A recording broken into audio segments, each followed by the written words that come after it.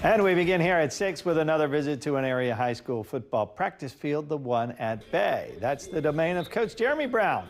He is heading into his 5th season running the show for the Tornadoes.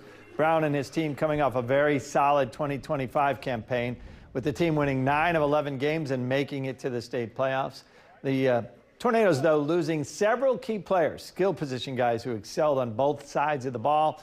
Still, it's a good core group returning. The coach says the numbers are strong, and everyone is excited to be back on the field this week.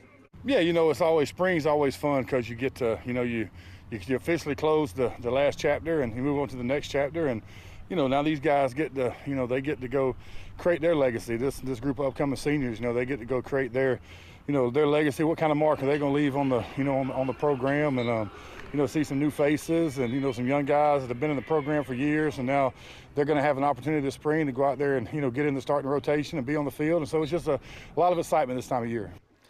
Teams get 15 days of work on the field during spring, and most will wrap with spring games or jamboree.